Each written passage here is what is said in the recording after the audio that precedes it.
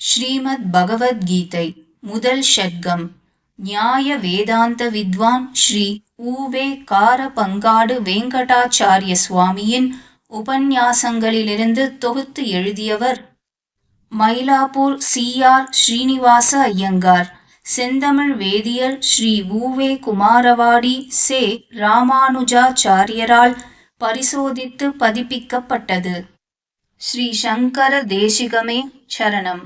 அர்ஜுனா, எவர்கள் நான் இதுவரை சொன்னபடி கர்மயோகம் செய்கிறார்களோ, செய்யாவிடினும் அதை செய்ய வேணுமென்று ஸ்ரத்தை, அதாவது ஆசை இருக்கிறதோ, அது இல்லாவிடினும் நான் சொன்ன வார்த்தைகளில் அசூயை இல்லாமல் இருக்கிறார்களோ, அவர்கள் எல்லோருக்கும் சம்சார பந்தத்திற்கு காரணமான புண்ணிய பாபங்களினின்று விடுபடுகிறார்கள். அதாவது மறுபிறவியற்று மோட்சமே பெறுகிறார்கள்.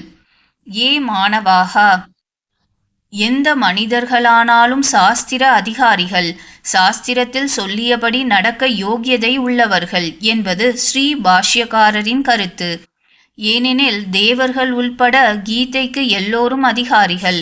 சாதாரணமாக நாம் சந்தியாவந்தனம், பகவத் ஆராதனம், கோயிலுக்கு போய் பகவானை வணங்குதல், பகவத் பஜனம் போன்ற சத்காரியங்களை செய்யும் பொழுது சிலருக்கு கஷ்டமாக தோன்றும். ஏனெனில் அதில் ஸ்ரத்தை இல்லாததினாலே. இவைகளை செய்பவரிடம் அசூயை இல்லாமல் இருந்தாலே நாளடைவில் நமக்கு மேலே சொன்ன சத்காரியங்களில் ஸ்ரத்தை உண்டாகி நாமும் செய்து ஆத்ம ஸ்ரேயஸ் பெறலாம். மேலே சொன்னதையே நிவர்த்தி ரூபமாக சொல்கிறான். ஏத்வே தத் அப்யசூயந்தோ நானுதிஷ்டந்தி மே மதம் சர்வஜான விமூட்டாம்ஸ்தான் வித்தி நஷ்டான சேதசா.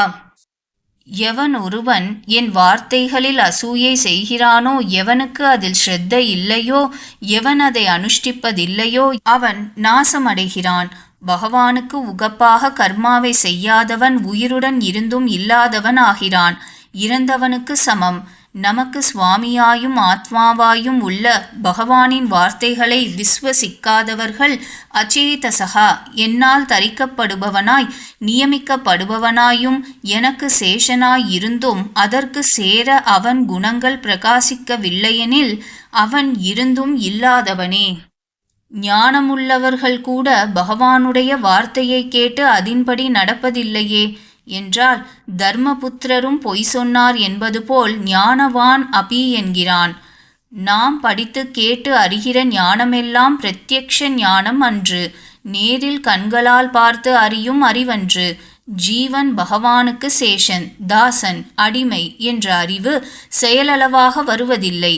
இதற்கு முன் பல பிறவிகளில் நம் தேக யாத்திரைக்காகவே, சரீர போஷணத்திற்காகவே பல செயல்களை செய்த வாசனைக்கு சேர நம் சரீரம், சரீர பந்துக்களான பாரியா புத்திரர்களுக்காகவே உழைக்கிறோமே தவிர ஆத்ம சம்பந்தத்திற்கு சேர பகவானுடைய முக மலர்ச்சிக்காக கர்மாவை செய்வதில்லை. பூர்வ ஜென்ம இந்திரிய வாசனைகளுடனேயே நாம் பிறக்கிறோம். ஆதலால் பகவானுடைய வார்த்தை காரியகரமாவதில்லை, அதாவது பலிக்கிறதில்லை. ஒரு குழந்தை பிறந்த உடனே நாக்கில் தேனை தடவினால் அதை ருச்சியோடு நக்குகிறது, விளக்கெண்ணெயை தடவினால் அழுகிறது. இதுதான் பூர்வ ஜென்ம வாசனை. ஞானேந்திரிய கர்மேந்திரியங்களினால், புலன் பொறிகளினால் ராகத்வேஷம், விருப்பம் வெறுப்பு உண்டாகின்றன. ராகம் என்றால் ஆசை. நாம் ஆசைப்பட்டது கிடைக்காவிடில் துவேஷம் உண்டாகிறது. இவைகளை போக்க வேண்டும். இவைகள் நமக்கு பெரிய சத்ருக்கள். நாம் கண்ணை மூடிக்கொண்டு ஆத்ம சிந்தனத்திற்கு உட்கார்ந்தாலும் ராகத்வேஷம் போவதில்லை. ஆதலால் ஞான யோகம் செய்வது கஷ்டம். ஸ்தூல மார்க்கத்தில் பெரும் போக்கான வழியில் சென்றால் கீழே விழமாட்டோம்.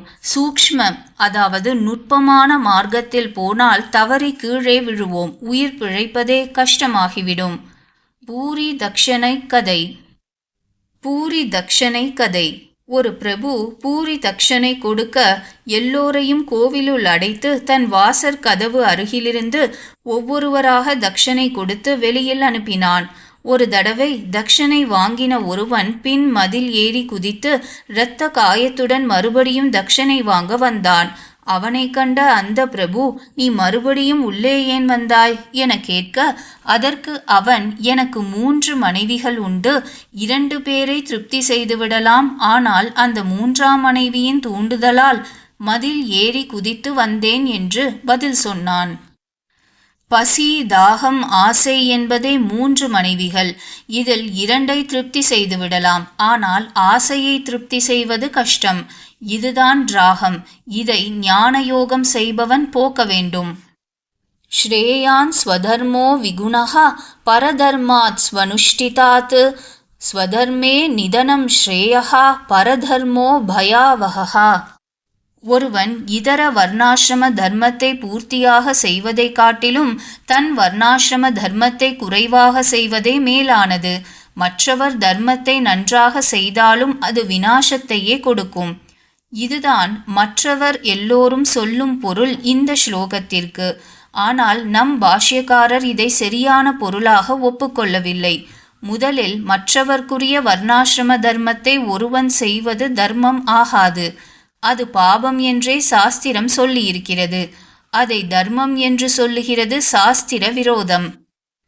ஸ்வதர்மம் என்றால் கர்மயோகம். நாம் பழக்கப்பட்ட தர்மம் எதுவோ அதுவே ஸ்வதர்மம். ஸ்வசக்கிய பூதோ தர்மஹா ஸ்வதர்மம். ஒருவனுக்கு அனுபவமாய் செய்ய சக்தியுள்ள தர்மமே ஸ்வதர்மம்.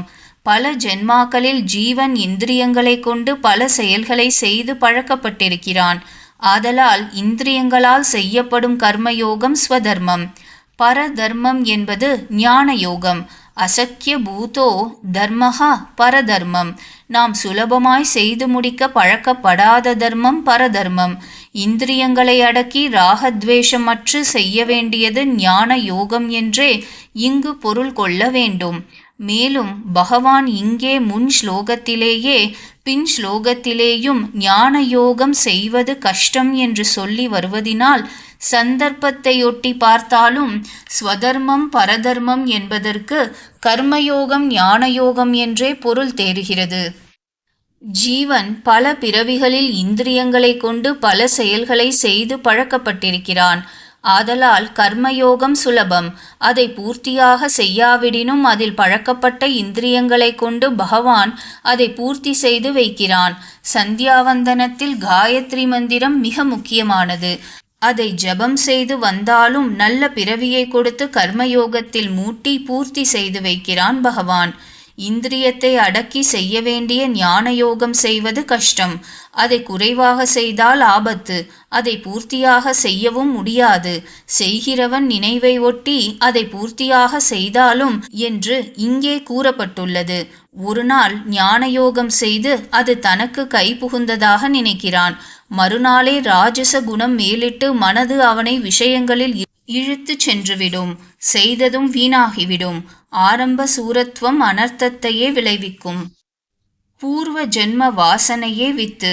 ரஜஸ் தமோ குணம் தண்ணீர் சரீரம் பூமி. பூமி ஜல சம்பந்தம் உண்டானால் வித்து முளைத்தே தீரும். பயிர் உண்டாவது நிச்சயம்.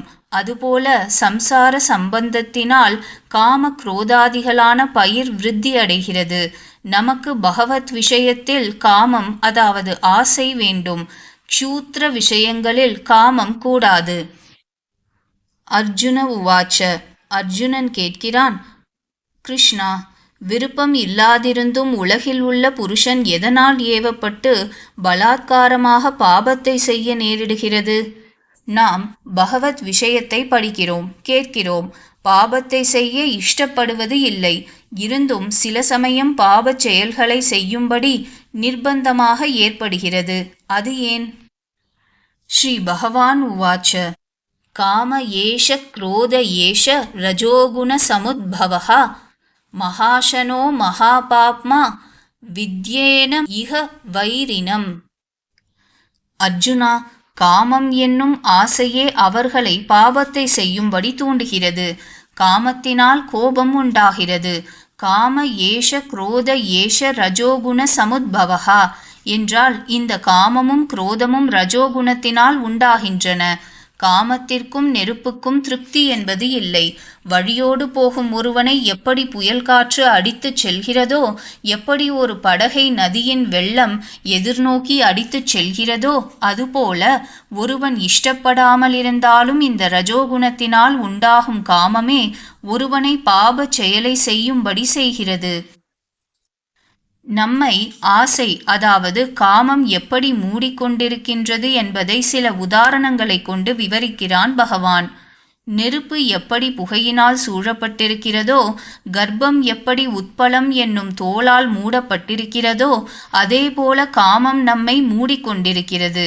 இந்த 3 உதாரணங்களும் 3 உண்மையை காட்டுகின்றன. 1. சகஜத்துவம், அதாவது நெருப்பு இருந்தால் புகை இருந்தே தீரும். நெருப்பு ஜுவாலையினால் பிரகாசித்திருப்பது போல் ஜீவன் தன் ஞான ஒளியினால் பிரகாசித்து இருப்பவன்.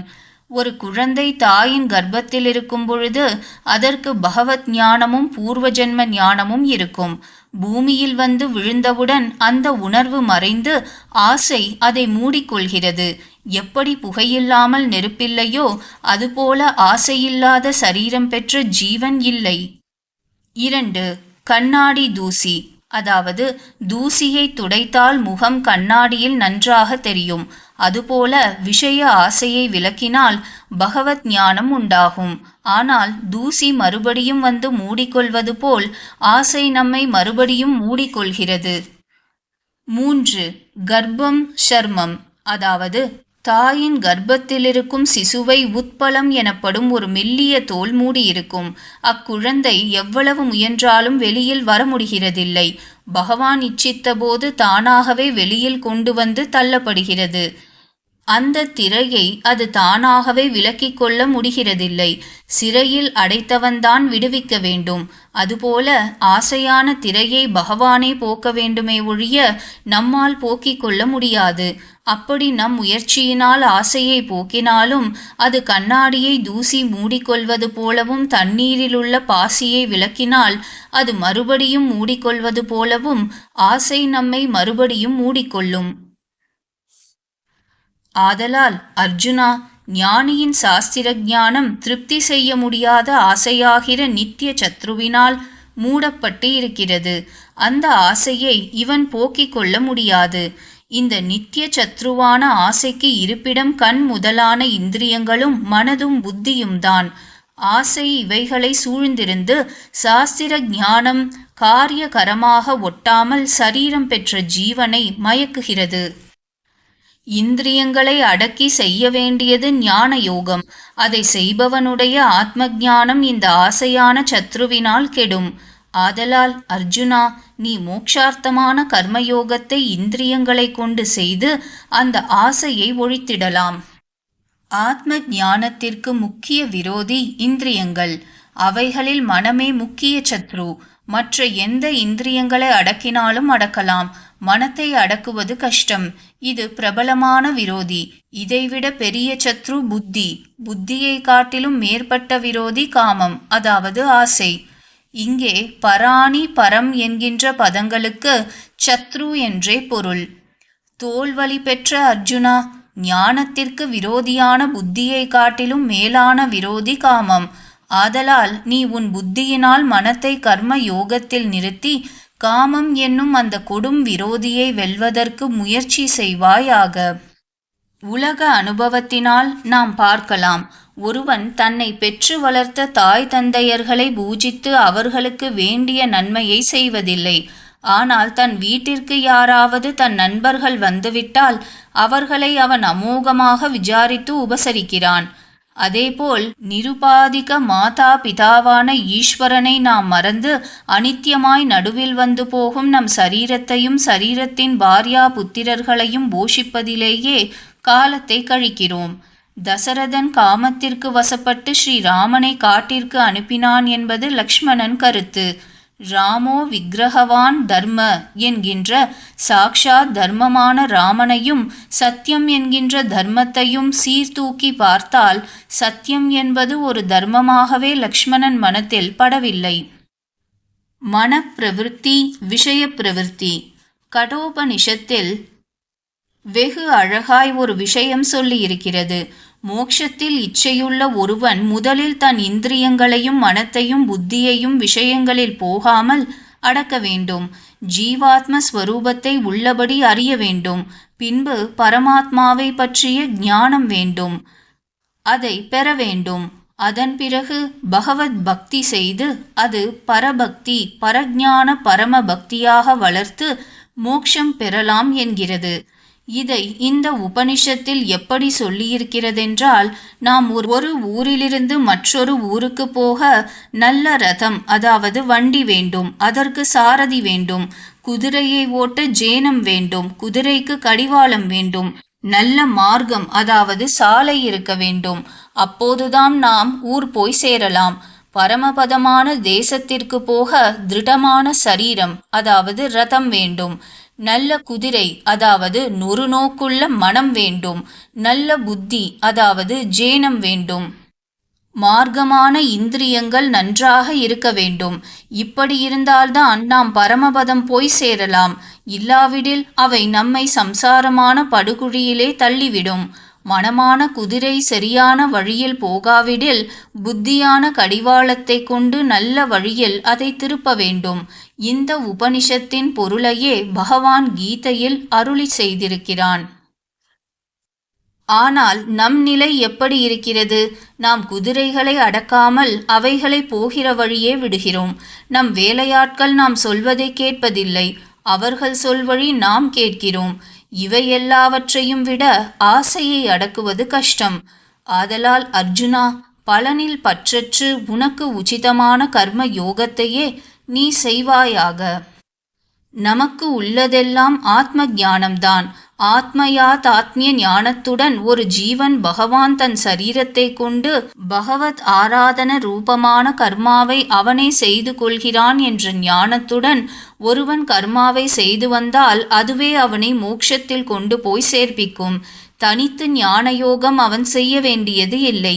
இப்படிப்பட்ட கர்மயோகத்தையே நீ செய்ய வேண்டும் என்று சொல்லி பகவான் இந்த 3வது அத்தியாயத்தை பூர்த்தி செய்து இருக்கிறான்.